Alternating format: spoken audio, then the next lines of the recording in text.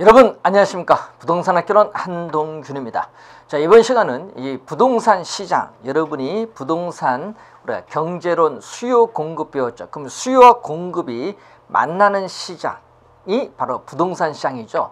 따라서 이 부동산 시장이라는 것은 부동산을 사고자 하는 수요와 부동산을 팔고자 하는 공급이 만나서 이 가격이 결정되는 장소를 부동산 시장이라고 하는데, 자, 여러분 68페이지 위에서 한 5번째 보시면은 이 보이스란 학자가 나오죠. 그래서 보이스란 학자는 부동산 시장을 부동산 시장에서의 부동산 권리의 교환 또는 좀 더 유리한 가액으로의 결정이라든지 또는 이용에 따르는 공간에 있어서의 배분이라든지 그리고 토지와 공간 이용에 있어서의 패턴, 유형의 결정, 또 수요와 공급에서 가격이 결정되는 상업 활동을 우리는 부동산 시장이라고 정리하는데, 이 보이스의 개념이 작년 25회 시험에 또 지문으로 또 출제를 했었습니다. 작년 시험에 이 부동산 시장 및 부동산 금융에 대한 설명 중 틀린 걸 할 때 이 지문이 하나 떴었죠. 그래서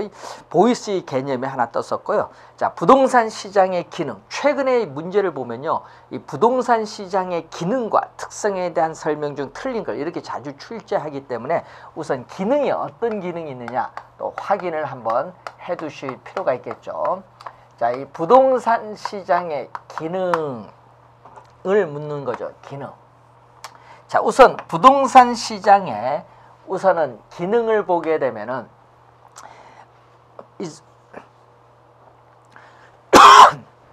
자, 이 기능은 우선 수요와 공급에 의해서 우선 가격이 결정되고 있습니다.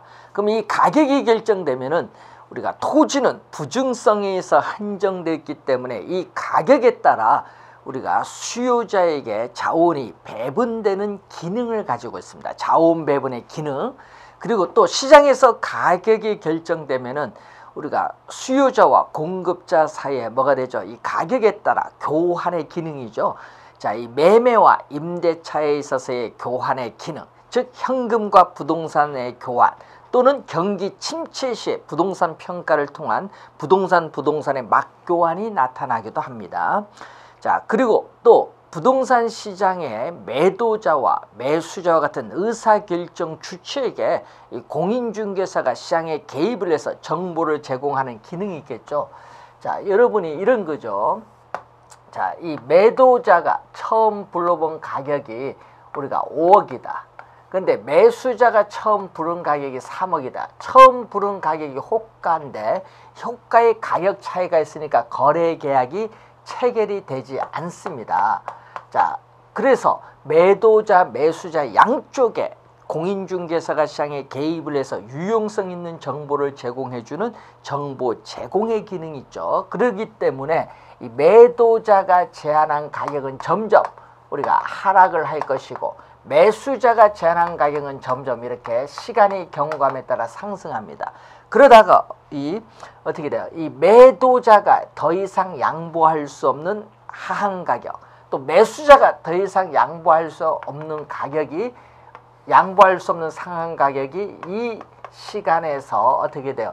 우리는 충돌을 일으켜서 여기서 가격이 4억이 결정되죠. 이 가격이 형성되죠. 그래서 이 가격 형성의 기능 또는 가격 창조로서의 기능이 나타납니다. 예? 가격 창조로서의 기능이 나타난다는 거. 자, 그리고 이 토지는 이 지속적인 이 대체와 경쟁을 통해서 토지의 최유효 이용, 최고 최선의 이용 상태로 유도를 하면서 이 도달하는 과정에서 토지의 양과 질을 조정하는 기능, 이러한 기능을 통해서 전반적으로 도시를 성장시키는 역할을 담당하죠. 자, 그런 기능도 가지고 있고, 또 이 토지 이용 주체 또는 경제활동 주체에 있어서의 이 지대를 지불할 수 있는 능력, 경제활동 주체의 지대를 지불할 수 있는 능력에 따라 토지 이용의 유형이 결정되죠. 여러분, 주거용, 도심 가까이에서는 상업용, 그 다음에 주거용, 그 다음에 공업용의 순으로, 도심에서 거리가 멀어질수록 상업용, 주거용, 공업용의 순으로 토지 이용 분포가 나타나죠. 이렇게 지대를 지불할 수 있는 능력에 따라 토지 이용에서의 유형이 결정된다는 그러한 기능 가지고 있다. 자, 여러분이 한번 69페이지까지 설명된 내용 한번 확인해 보시고, 이 두 번째는 이 토지의 특성으로 인해서 일반 상품 시장과는 다른 우리가 이 부동산 시장의 독특한 특징이 나타나죠. 이 부동산 시장에 있어서의 우리가 이 특성이 우리가 나타나고 있습니다. 이 특성이 나타나는데 시험 지문에 여러분이 특성 또 자주 우리가 또 출제가 되기 때문에 원래 여러분이 작년 25회 출제가 되지 않았거든요. 24회, 24회 계속 출제하다가 작년 출제되지 않았기 때문에 올해는 우리가 출제될 가능성이 상당히 높다. 꼭 기억을 우선 해두셔야 될 우선 9번째 출제 예상되는 부분이 되겠습니다. 자, 이 토지의 특성 중 토지는 지리적 위치가 고정돼서 이동되지 않는 특성을 가지고 있습니다. 그래서 이 부동성 또는 이 토지는 물리적으로 똑같은 토지는 오직 하나밖에 없다는 개별성의 특성으로 인해서 부동산 시장은 권리나 이익이, 자, 토지 거래 시에 권리나 이익이 거래되는 관념적 공간적 의미인 시장을 우리는 추상적 시장이죠. 이 관념적이고 공간적 의미인 추상적 시장을 우선 우리가 형성을 하고 있다. 그런 내용이죠. 추상적 시장을 형성하고 있다. 그렇기 때문에 우리가 토지에 대한 권리나에 대한 자료를 수집을 하기 위해서 우리는 정보 활동이 상당히 중요시되는 그러한 시장입니다. 또 이러한 부동성으로 인해서 이 토지에 대한 공간적 작용 범위가 일정 지역에 한정되는 경향이 있다. 이 국한되는 경향이 있는 또 국지적 시장이 형성되죠. 국지적 시장이 형성되고 있다. 국지적 시장 또는 지역 시장이라고 하죠. 이 지역 시장. 시험에 이 국지적 시장은 자주 출제되는 상당히 중요한 용어죠. 자, 그렇기 때문에 이 임장 활동, 토지가 위치하는 현장에 직접 우리가 나가서 확인하는 임장 활동이 중시가 되고요. 자, 이 국지적 시장에서는 토지에 있어서의 용도별, 자, 용도별, 그리고 위치에 따르는 지역별, 자, 이 권리 형태별에서 부동산 매매가 이루어지는 매매 시장을 자가 시장, 그리고 부동산 임대차가 이루어지는 임대차 시장을 차가 시장이라고도 하는데, 그냥 권리 형태별 그렇게 자가 시장과 차가 시장, 즉 매매 시장과 임대차 시장으로 구분되죠. 이렇게 우리가 이 용도별, 지역별, 권리 형태별에 따라 전체 부동산 시장이 여러 개의 시장으로 나누어지는 형상, 이 시장의 이 세 분화, 이 분화 형상이 나타나죠. 따라서 이러한 시장의 분화 형상으로 인해서 이 부분, 하위 시장이 형성이 된다. 이렇게 보는 내용인데, 자, 이것은 우리가 바로 국지적 시장 부동산과 관련이 있죠. 자, 예를 들어서 여러분이 부동산 시장을 우리가 마케트다 하면은 이것을 용도에 따라 이 주거용 부동산 시장, 상업용 부동산 시장, 공업용 부동산 시장으로 나눠볼 수 있는데, 이 각각의 시장이 바로 우리는 서브 마케트, 요 마케트에 대응해서 서브 마케트라고 해서 이거 번역을 우리가 부분 하위 시장이 되는 거죠. 그래서 이 전체 부동산 시장을 이렇게 용도에 따라 주거용, 상업용, 공업용 부동산 시장으로 나눌 때 이렇게 시장이 분화가 되는데, 이 각각의 시장을 부분 시장, 하위 시장이라고 하는 겁니다. 이 시장의 분화로 인해서 부분 시장이 형성되고, 또 경우에 따라서는 이 부분 시장별로 시장의 불균형을 초래할 수 있다. 불균형이라는 것은 수요량과 공급량이 같지 않으면 불균형인데, 주의해야 될 것은 예를 들어서 전세 시장에서 최근에 보면 전세 공급은 별로 없고 수요는 많죠. 이 전세 시장에서 불균형 초래할 수도 있습니다. 자, 이 국지적 시장에 대한 그러한 내용이 우선 확인을 또 해보셔야 되겠죠. 부동산과 관련이 있고, 또 이 부동산과 관련해서 토지 이용에 있어서의 외부성, 외부 효과가 나타나죠. 토지 이용에 이 외부성, 외부 효과가 발생을 합니다. 자, 이 정책이론 가면 또 우리가 배울 용어인데, 이 토지 이용의 외부성, 외부 효과는 이 시장에서 자원이 비효율적으로 배분이 이루어지는 시장의 실패를 야기합니다. 그럼 이러한 시장의 실패는 자원이 비효율적으로 배분이 이루어지기 때문에 자원을 효율적으로 배분하기 위해서 정부는 시장에 적극적으로 개입을 해야 되겠죠. 그래서 이 정부에 있어서의 시장 개입에 있어서의 또 근거를 제시를 해준다는 그러한 내용이 되겠습니다. 자, 이 부동산과 관련 있는 그러한 내용이 되겠고요. 자, 다음은 이 개별성으로 인해서 물리적으로 똑같은 토지는 오직 하나밖에 없다. 이 개별성의 특성으로 인해서 이 부동산 상품은 표준화가 되어 있지 않습니다. 일반 상품은 표준화가 되어 있기 때문에 대량 생산이 가능해서 전국의 어느 지역에서도 소비하든 관계없습니다. 획일화된 수요지만 이 부동산 상품은 표준화가 되어 있지 않기 때문에 대량 생산이 안 되죠. 그리고 비표준화로 인해서 우리는 일반 상품은 획일화된 수요지만은 사람마다 수요가 다 다르죠. 이 차별화된 이 수요에 있어서의 유형이 나타나요. 이 차별화된 수요의 유형이 나타납니다. 부동산은 개별성으로 인해서 자, 이 대량 생산이 일반 상품은 가능합니다. 그렇기 때문에 공장에서 대량 생산을 통해서 도매상, 소매상을 통해서 최종 소비자에 이르기까지의 중간에 유통기구가 체계적으로 조직화되어 있지만은 부동산 상품은 표준화가 되어 있지 않기 때문에 이 대량 생산이 어렵죠. 그래서 중간에 도매상과 소매상과 같은 유통기구가 체계적으로 존재하지 않습니다. 체계적으로 존재하지 않기 때문에 시장이 어떻게 돼요? 우리는 조직화되어 있지 않죠. 시장에 우리가 비조직화를 가져오는 거죠. 이 시장에 있어서의 이 비조직화를 가져오는 거죠. 자, 비표준화, 비조직화를 가져오는 겁니다. 이 비조직화로 인해서 부동산 거래 시에 중개수수료와 같은 거래 비용이 우리가 많이 든다. 거래 비용이 증가를 할 것이고 또 일반 상품은 우리가 수요가 증가하면 바로 즉시 공급을 해줌으로써 가격을 통제할 수 있지만은 부동산 상품에 있어서의 가격은 이 부동산 상품에 있어서의 이 가격에 대한 우리가 집중적인 통제가 곤란하다. 예? 비표준화로 인해서 이 집중적인 통제가 곤란하다는 거죠. 자, 이런 특징들을 가지고 있고 또 이 개별성으로 인해서 우리가 부동산으로부터 벌어들이는 소득은 불로소득이라는 부정적 인식도 강하고 자, 그렇기 때문에 이 부동산 거래 내용의 사실을 공개하기를 꺼려하죠.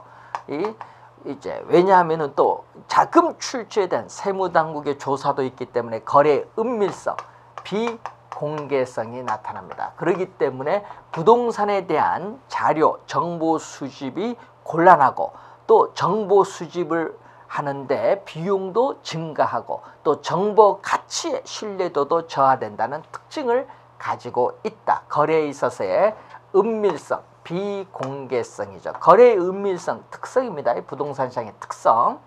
자, 이러한 개별성으로 나타나고 자, 그러면 또 이러한 부동성과 이 부증성 등의 특성, 뭐 개별성도 있겠죠. 우리는 부동산 시장에서의 수요가 증가하더라도 바로 즉시 택지를 조성해서 공급을 늘려주기는 어렵다. 이 수급 조절이 곤란하다는 거죠. 왜냐하면 착공에서 완공에 이르기까지 시간이 오래 걸리죠.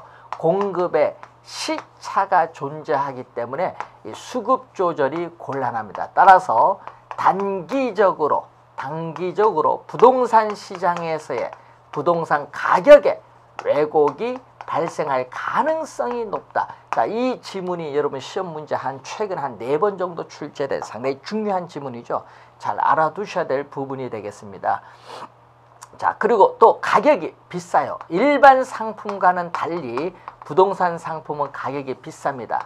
이 고가성으로 인해서 높은 부동산 가격을 지불할 수 있는 능력을 가진 사람만이 시장에 참여할 수 있기 때문에 우리가 이 소수가 된다. 소수, 다수가 아니라 이 소수에 있어서의 이 구매자, 소수의 구매자와 우리가 판매자가 우리가 존재합니다. 이 소수의 구매자와 판매자가 존재하고 있다. 이렇게 보시면 되겠죠. 자, 그리고 그러기 때문에 높은 부동산 가격을 지불할 수 있는 능력을 가진 사람만이 시장에 참여를 합니다. 그렇기 때문에 시장에 진입을 하는 수요자의 수와 공급자의 수를 상대적으로 제한하기 때문에 부동산 시장을 이 불안전한 시장으로 만드는 요인이 되기도 하죠. 또 가격이 비싸니까 금융시장에 자금을 조달해서 사야 되겠죠. 그래서 금융시장에서의 이 자금의 유용성, 이 자금의 유용성은 자금 조달의 가능성인데 이 자금의 유용성과 우리가 깊은 관련을 맺고 있습니다. 그러면 이러한 자금의 유용성은 당연히 정부에 있어서의 이 금융정책, 여러분이 금융통화위원회에서 뭐 금리를 우리 결정을 하잖아요. 이 정부의 이 금융 또는 이 화폐 정책에 의해서 우리는 뭐가 결정이 되죠? 바로 이 금리가 결정되죠. 이 금리에 따라서 자금의 유용성, 자금의 조달의 가능성에 영향을 주는 거죠. 이 자금의 유용성과 가격이 비싸기 때문에 깊은 또 관련을 맺고 있습니다. 또 이 가격이 비싸기 때문에 매매 기간에 장기성이 나타나죠. 자, 매매 기간의 장기성이라는 것은 단기간에 거래가 이루어지기는 어렵다. 단기 거래의 곤란성을 얘기하겠죠.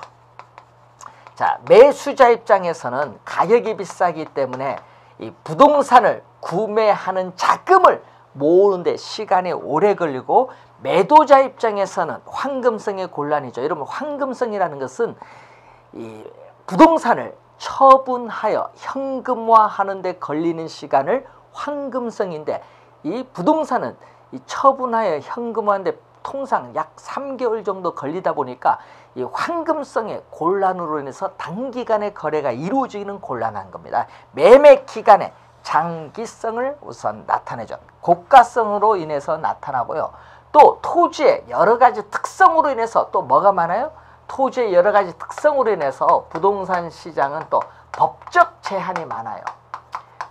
대표적으로 뭐 예를 들어서 위치가 고정되어 이동하지 못하다 보니까 뭐가 나타나죠? 중앙정부나 지방자치단체에 있어서의 제도적 규율의 대상이 되기가 쉽죠. 법적 제한이 많다 보니까 이 수요와 공급 조절 기능이 저하되면서 또 부동산 가격에 있어서의 왜곡이 또 발생하면서 부동산 시장을 또 불안전한 시장으로 만드는 요인이 되기도 한다, 그런 얘기죠. 법적 제한이 또 많다, 이렇게 생각을 또 하시면 되겠습니다. 자, 이 여러 가지 특징들이 많죠. 그래서 시험에 자주 또 우리가 출제되는 그런 내용입니다. 그래서 여러분이 이 개별성은 우리가 개개의 부동산을 독점화시키는데 23회 시험 비독점적으로 출제했었죠. 이 개개의 부동산을 또 독점화시킵니다. 독점적 시장을 형성하죠. 자, 71페이지로 오시면은 이 효율적 시장이 나오죠. 자, 이 효율적 시장은 원래 주식시장에서 가설의 형태로 우리가 나타난 우리가 이론이 되겠습니다. 자, 여러분이 주식시장에서 어떤 회사에 대한 새로운 정보가 우리가 유입이 됐을 때 시간에 지체 없이 즉각적으로 주식 가격에 반영되는 시장을 우리는 효율적 시장이라고 합니다. 자, 예를 들어서 정부가 어떤 지역을 신도시를 개발하겠다고 발표를 했습니다. 그럼 발표한 즉시 그 지역의 집가가 급등하는 현상을 우리는 흔히 관찰할 수 있죠. 이런 시장을 효율적 시장이라고 합니다. 그러면은 이러한 시장 가치에 우리가 반영되는 정보의 내용에 따라 효율적 시장을 크게 약성 효율적 시장, 중강성 효율적 시장, 강성 효율적 시장에 세 가지로 나누는데, 그 내용을 보면은 이 과거의 정보죠. 이 과거의 추세적인 정보, 과거의 추세적인 정보, 이 과거의 추세가, 과거의 추세적인 정보, 과거의 추세가 현재의 시장 가치에 반영되는 시장을 우리는 약성 효율적 시장이다. 그러면 과거의 추세적인 과거의 추세적인 정보, 과거의 정보가 현재 시장 가치에 반영되는 시장이죠. 그렇기 때문에 현재 공개되는 정보와 미래에 공개되지 않은 정보를 획득을 하기 위한 정보 비용이 우선 존재를 하고요. 이때 과거의 역사적 가격에 반영된 모든 정보, 즉 과거의 역사적 자료를 토대로 해서 현재 시장 가치의 변동을 분석하는 것을 기술적 분석이라고 해요.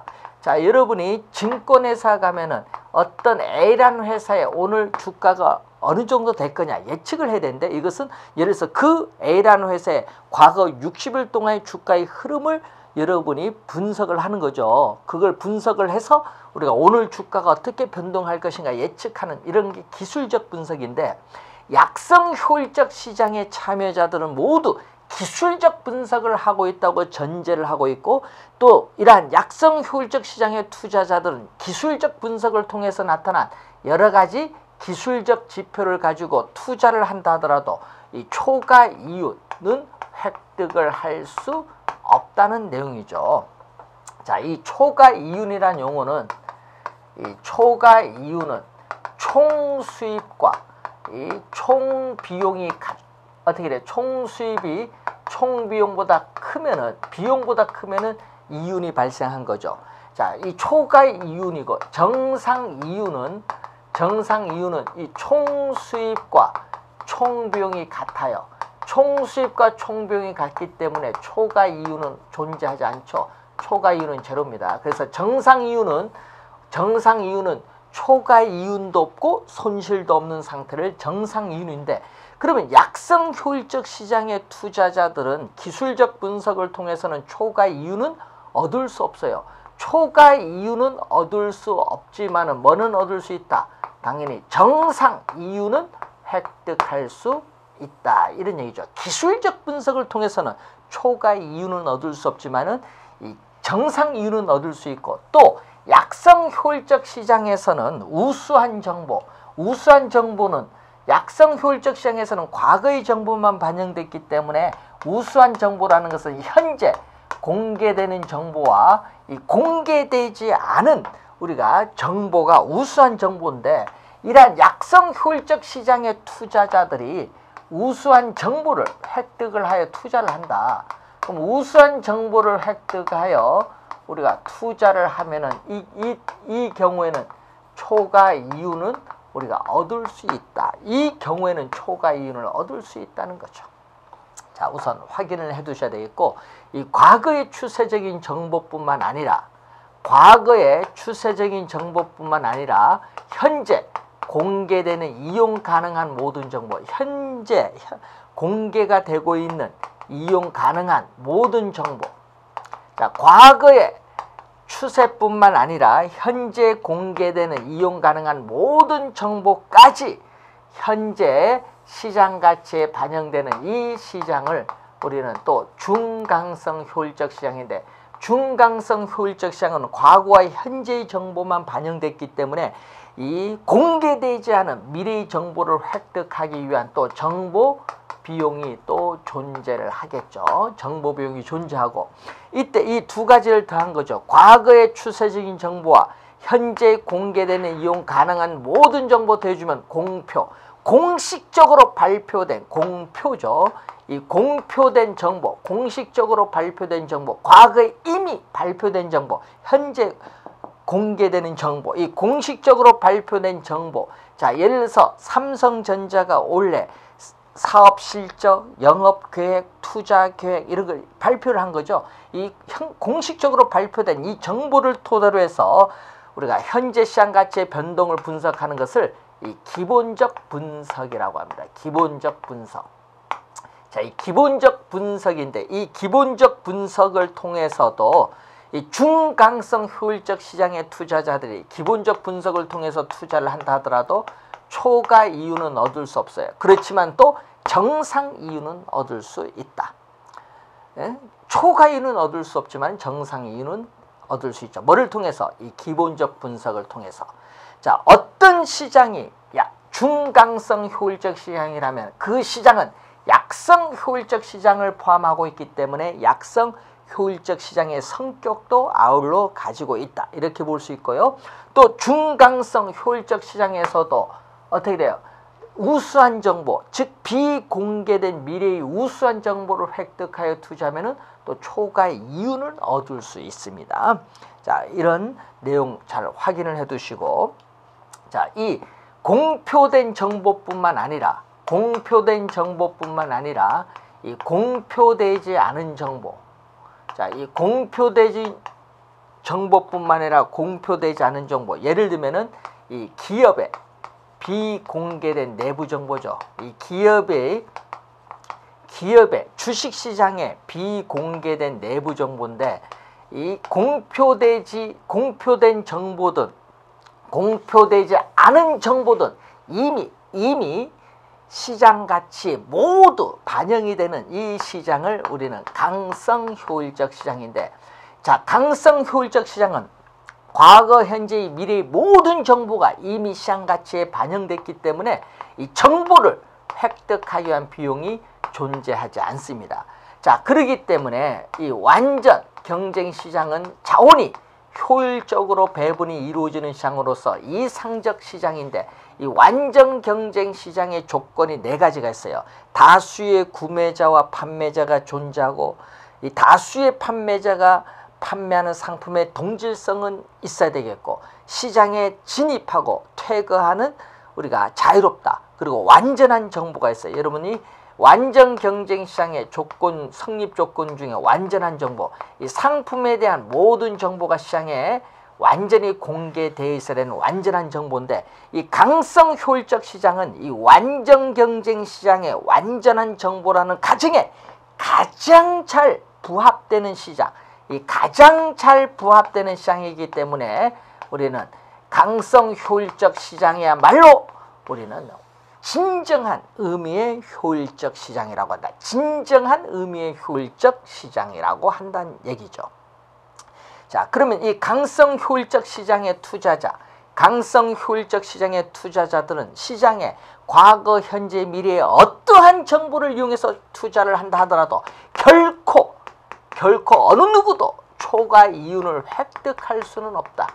결코 어느 누구도 초과 이윤을 획득은 할 수 없다. 그렇지만 약성과 중강성에서는 우수한 정보를 획득하여 투자하면 초과이윤을 얻을 수 있지만은 강성 효율적 시장에서는 시장에 존재하는 어느 누구도 결코 초과이윤을 얻을 수 없다는 거죠. 그렇지만 뭐는 정상 이윤은 획득이 가능합니다. 자, 그러면은 우리나라에 있어서의 부동산 시장, 이 주식 시장, 외환 시장은 어디까지? 현재 공개되는 정보까지만 반영되는 중강성까지의 시장이고, 이 공개되지 않은 미래에 있어서의 공표되지 않은 정보까지 반영되는 강성의 효율성까지는 나타나지는 않는다. 중강성까지의 시장이다. 이렇게 보시면 되겠고요.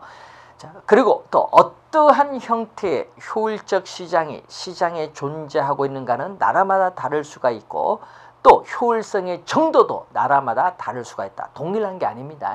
자, 그 기본적 내용을 확인해 두시고, 이 효율적 시장의 유형, 여러분 22회 시험에 출제를 했는데 원래 26회인데 여러분 별표 2개 쳐볼까요? 효율적 시장의 이 유형 정도는 좀 한번 우리 지문 속에, 시장에서 가끔 지문 속에도 나오기 때문에 한번 유형 정도는 확인을 해 두시고, 자, 그러면 이제 할당적 효율성에 있어서 내용이죠. 여러분 73페이지의 내용입니다. 자, 이 할당적 효율성에 보면은, 자, 이 부동산 시장에서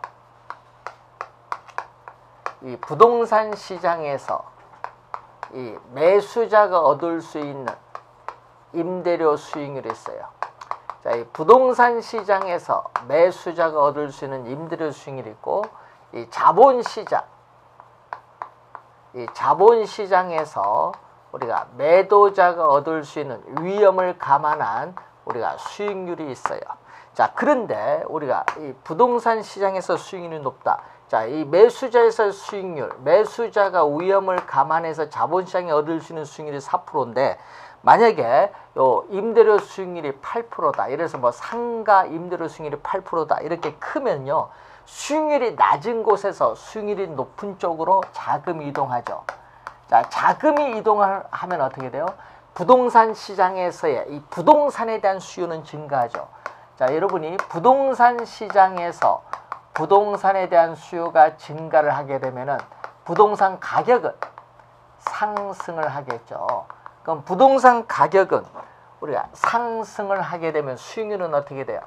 우리는 이 수익률은 부동산 가격에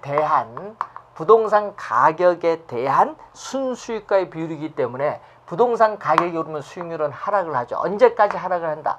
수익률은 이 8%가 어떻게 돼? 이 8%가 자본시장에서의 수익률 4%와 같을 때까지 하락을 합니다. 자, 그 내용을 알아두셔야 되겠고, 만약에 이 임대료 수익률이 3%다. 그런데 자본시장의 수익률이 4%다. 그럼 수익률이 또 낮은 쪽에서 수익률이 높은 쪽으로 또 자금이 이동하겠죠. 그러면은 자금이 이동하면은 이 부동산 수요는 우리가 부동산 시장에서 수요는 줄어들죠. 그럼 부동산 수요가 줄어들면은 부동산 가격은 또 하락을 하죠. 그럼 부동산 가격은 하락을 하면은 이 임대료 수익률은 부동산 가격에 대한 순수익과의 비율인데 부동산 가격이 하락하면 임대료 수익률은 높아진다. 언제까지? 임대료 수익률은 상승한데 이 3%가 이 4%와 같을 때까지 상승을 합니다. 자, 그래서 여러분이 이 부동산 시장에서의 매수자가 얻을 수 있는 임대료 수익률과 자본시장에서 매도자가 얻을 수 있는 이 수익률이 서로 같게 될 때 우리는 균형이다. 이 균형이 된다는 것은 무슨 얘기냐? 이 부동산 시장과 자본시장에서의 자금이 이동하지 않는다. 이 균형일 때는 자금이 이동을 하지 않는 겁니다. 이 상태가 균형인데 이 균형 상태를 우리는 전문용어로 뭐라고 했죠? 할당적 효율성이라고 했죠. 이 균형 상태를 우리는 할당적 효율성, 즉 자원이 효율적으로 배분이 이루어지는 시장이다. 즉 부동산 투자 및 다른 투자 대안에 따르는 위험을 감안했을 경우에 부동산 투자로부터 얻을 수 있는 이 수익률과 다른 투자 대안에 투자했을 경우에 얻을 수 있는 수익률이 서로 이렇게 같도록 균형 있게 배분이 이루어졌을 때를 우리는 할당적 효율성이라는 그러한 개념을 사용하고 있다. 이렇게 보시면 되겠죠. 자, 여러분 73페이지에 우리가 불안전 시장과 할당적 효율성을 보면은 자, 이 관련된 이 개념은 이것을 확인해 보시면 되겠죠. 자, 이 내용은 자, 완전 경쟁 시장은 자원이 효율적으로 배분이 이루어지는 시장입니다. 자, 그럼 완전 경쟁 시장은 이 할당 효율적 시장 안에 포함이 되죠. 완전 경쟁 시장은 이렇게 할당 효율적 시장 안에 포함돼요. 따라서 완전 경쟁 시장은 할당 효율적 시장이다 하면은 맞는 지문입니다. 근데 역으로 할당 효율적 시장은 완전 경쟁 시장이다 하면 틀린 지문입니다. 왜냐하면 이 빨간 부분, 이 빗금친 빨간 부분은 우리가 완전 경쟁 시장에 포함되지 않죠. 이 빨간 부분인 우리가 이게 불안전 경쟁 시장인데 이 부분은 완전 경쟁 시장에 포함되지 않습니다. 그렇기 때문에 할당 효율적 시장은 완전 경쟁 시장이다 하면 틀린 지문이에요. 그래서 할당 효율적 시장은 완전 경쟁 시장을 의미하는 것은 아니다. 즉, 이 빨간 불안전 경쟁 시장도 할당 효율적 시장일 수 있다. 즉, 불안전 경쟁 시장에서 우수한 정보를 이용해서 얻을 수 있는 초과 이윤, 여기 1억 원이다. 그럼 그 우수한 정보를 획득하는 데 드는 비용도 1억 원이다. 서로 같다면은 어떻게 돼요? 결론적으로 초과 이윤이 없기 때문에 어떻게 돼요? 할당적 효율성이 달성됐다고 볼 수 있는 거죠. 즉 독점 시장에서도 독점을 획득하기 위한 기회비용이 시장에 존재하는 모든 투자적에 동일하다면 할당 효율적이 될 수도 있고요. 자, 부동산 거래가 성립되었을 때 우리가 부동산 거래가 성립되었을 때 이 정보 비용이 수반되는 것은 부동산 시장의 정보가 비공개되어 불안전하기 때문에 발생하는 현상이죠. 그래서 이 부동산 시장에서 특정의 투자자가 초과 이윤을 획득할 수 있다. 또는 부동산 시장에서 부동산 투기가 발생하는 것은 시장이 불완전하고 독점적이기 때문이 아니라 할당 효율적이지 못하기 때문이다. 자, 그럼 그 지문을 또 달리 쓰면 이렇게 쓸 수 있죠. 이 부동산 시장이 할당 효율적이라면, 자, 이 부동산 시장이 할당 효율적이라면 우리는 부동산 시장에서 부동산 투기는 성립될 수 없죠. 부동산 투기는 성립될 수 없다. 즉 근절되고 또 부동산 시장에서 특정의 투자자가 초과 이윤을 획득할 수 없다. 말을 또 이렇게 바꿀 수도 있다는 그러한 내용입니다. 따라서 할당 효율적 시장, 자원이 효율적으로 배분이 이루어지는 할당 효율적 시장에서는 과대평가된 부동산, 과소평가된 부동산은 존재할 수가 없다라는 그러한 내용입니다. 그래서 여러분이 어느 누구도 기회비용보다 시장에서 싼 가격으로 정보를 획득하여 투자를 하면 초과이익을 얻을 수 있죠. 이런 시장은 할당 효율적 시장이 될 수가 없다는 그러한 내용입니다. 잘 확인을 해 두시기 바라고요. 우리가 다음 시간에는 이 정보가치 계산, 작년 25회 시험 출제 계산 문제 했었죠. 이 정보가치 계산과 관련된 몇 가지 중요사항 살펴보도록 하겠습니다. 수고 많으셨습니다.